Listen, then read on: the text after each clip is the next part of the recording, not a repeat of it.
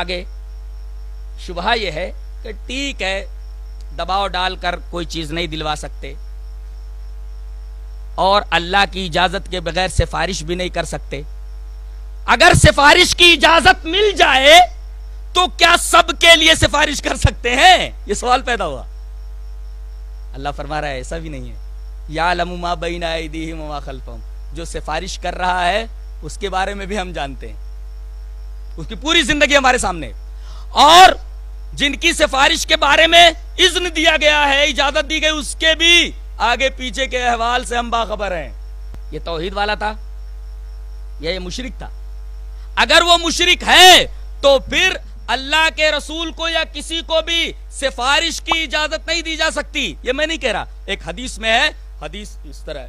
وعن ابی ہریرہ رضی اللہ تعالی عنہ قال قال رسول اللہ صلی اللہ علیہ وسلم لکل نبی دعوت مستجابہ فتعجل کل نبی دعوتہ وانی اختبات دعوتی شفاعتا لامتی یوم القیامہ فہی نائلۃ انشاءاللہ من مات من امتی لا یشرک باللہ شیئا. رواہ مسلم فی کتاب الایمان. حضرت امام مسلم اس حدیث پاک کو کتاب الایمان میں لائے. حضرت ابو ہریرہ فرما رہے کہ نبی کریم صلی اللہ علیہ وسلم نے ارشاد فرمایا کہ ہر نبی کی ایک دعا اللہ نے گارنٹی دے دی ہے کہ قبول ضرور کروں گا. یوں تو نبیوں کی بہت ساری دعائیں اللہ قبول کرتا ہے، لیکن ایک دعا کے بارے میں تمام نبیوں سے کہہ دیا کہ ایک دعا تمہاری ضرور قبول کروں گا. فتعجل کل نبی دعوتہ، تمام انبیاء کرام نے اپنی دعا دنیا میں صرف کر ڈالی، لیکن میں نے دعا دنیا میں صرف نہیں کی ہے. وَإِنِّي اخْتَبَأْتُ دَعْوَتِي شَفَاعَةً لِأُمَّتِي يَوْمَ الْقِيَامَةِ، میں نے اپنی دعا کو چھپا کر رکھا ہوا ہے اور اپنے امتیوں کی سفارش میں اسی دعا کے ذریعے کروں گا. میں نے اس دعا کو بچا کر رکھا ہوا ہے، دنیا میں اس کو صرف نہیں کیا ہے.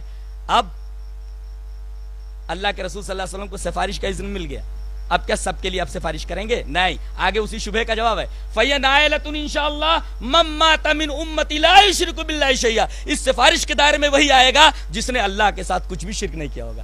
گویا اجازت دی جائے گی تو موحد کے لیے جو گنہگار ہوگا کہ آپ اس کی اجازت، آپ کو اس کی اجازت ہے، اس گنہگار موحد کی آپ سفارش کیجئے. گویا اجازت آپ کو دی جائے گی موحد گنہگار کی سفارش کرنے کی، اور موحد گنہگار ہی کی سفارش کرنے کا آپ کو اذن دیا جائے گا. مشرک کی اجازت نہیں دی جائے گی کہ اس کی سفارش آپ کریں. تو اس شبہ کا جواب ہے کہ کیا سفارش کی اجازت ملنے کے بعد ہر ایک کی سفارش کر سکتے؟ نہیں، مشرک کی سفارش نہیں کر سکتے.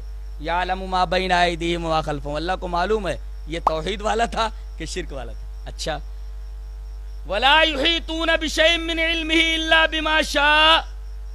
اللہ یہ فرمانا چاہ رہا کہ یہ جو سفارش کر رہا ہے، کیا اسے جس کی سفارش کرنے کا میں نے اذن دیا ہے اس کی زندگی کے تمام احوال سے باخبر ہے؟ نہیں، اس کا علم ناقص ہے، وہ اپنے علم ناقص کے بنا پر اس کی سفارش کر رہا ہے. مجھے معلوم ہے کہ دنیا میں اس نے کیا کیا کیا ہے.